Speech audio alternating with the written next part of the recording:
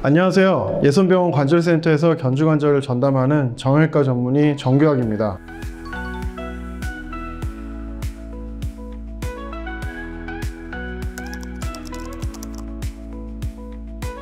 크게 세 가지 정도는 아니에요.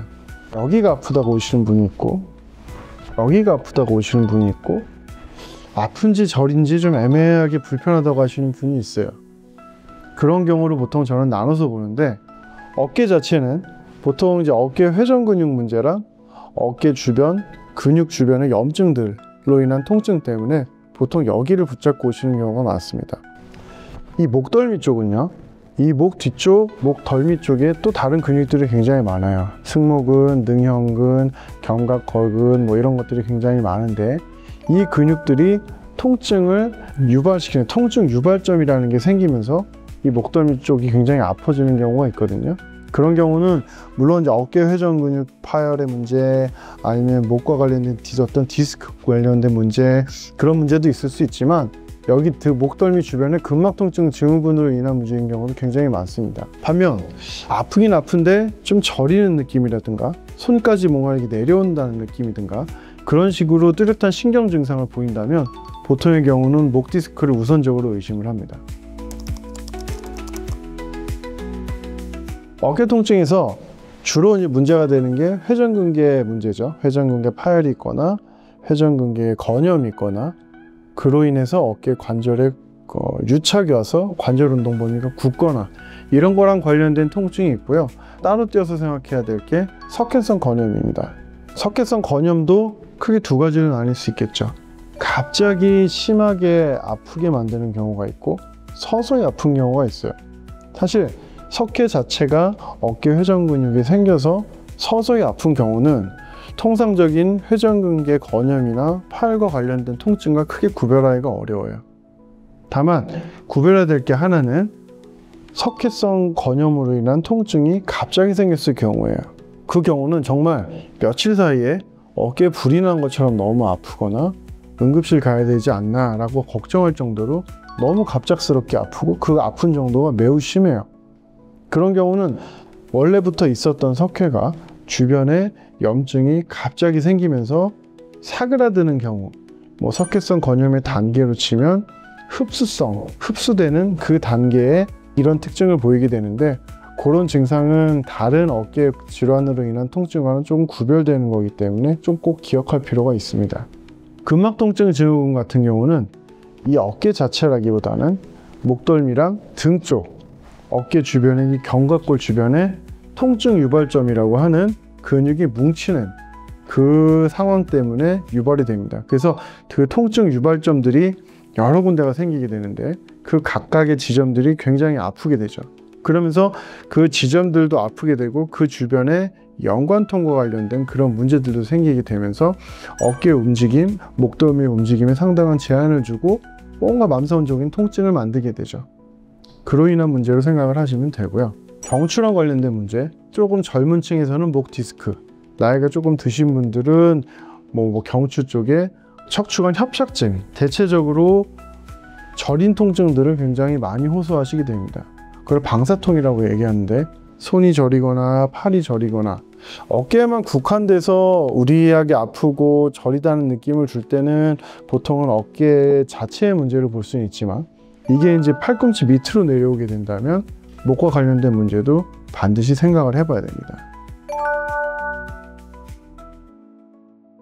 62세 여자 환자분입니다. 왼쪽 어깨가 아프고 팔이 계속 저린다고 하시네요. 근데 점점 팔에 힘도 없어서 팔도 잘 안 올라가고 팔이 뚝뚝 떨어지신다 그래요. 사무업무에 오랫동안 종사해 오셨다고 합니다. MRI를 찍어봤더니 생각보다 괜찮으셨어요. 그런데 척추 MRI를 찍었더니 경추 5번, 6번, 7번에 심한 척수 병증이 확인이 됐습니다. 모든 어깨 치료의 기본은 운동이고요.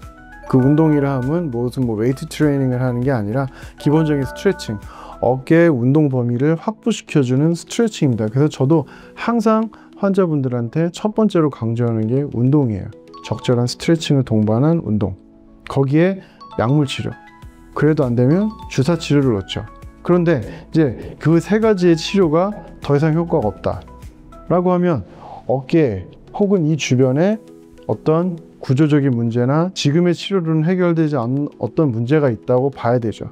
문제를 찾기 위해서는 정밀 검사가 필요하고 그 정밀 검사는 MRI입니다. 흔히들 엑스레이 CT만으로 나오지 않냐라고 말씀하시는 분도 있지만 엑스레이는 어디까지 뼈만 보여주는 거고요. 뼈의 모양이나 어떤 석회 같은 병변이 있는지 아니면 뼈의 모양이 이상하지 않은지 뭐 이런 것들을 확인하는 게 엑스레이에서 보는 거고, 어깨에서 CT를 찍는다고 할 때는 보통 뼈랑 관련된 골절, 뼈의 모양을 좀 더 자세히 보기 위해서 그런 식으로 보는 거지 어깨 회전 근육이 나오지는 않습니다. 결국은 회전 근육과 그 주변의 염증을 보기 위해서는 MRI라고 하는 정밀 검사가 필요합니다. 그래서 MRI를 통해서 어깨 근육, 염증 그런 것들을 확인을 하고 이후에 치료 방법을 결정하는 거죠. 특히 어깨 질환에서는 근육과 염증에 대한 확인이 굉장히 중요합니다. 그것이 치료 방향을 결정하는 데 핵심이 되기 때문에 그것을 확인하고 넘어가시는 것이 매우 중요합니다. 어깨를 보는 선생님들이 어깨 치료에 중점을 두는 게 세 가지가 있어요. 하나는 어깨 통증, 두 번째는 어깨 기능, 세 번째는 회전 근육 상태입니다. 수술도 그것에 초점을 맞추고 다른 보존적 치료도 그것에 초점을 맞추죠. 아픈 것 자체를 덜 느끼게 만들어주고 통증을 일으키는 염증이라든가 다른 구조적인 문제를 해결해 주는 것. 예를 들면 관절염이 굉장히 심하고 뼈끼리 서로 부딪히는 상태다. 그러면 어쩔 수 없이 인공관절을 해줘야죠. 그런 거는 없는데 염증이 너무 심해서 염증으로 인해서 통증이 유발되는 상태다. 그럼 염증 자체를 조절을 해줘야죠. 그걸 약을 쓸 수도 있고 주사를 쓸 수도 있고 뭐 경우에 따라서 씻어내는 어떤 긁어내는 수술을 할 수도 있고요.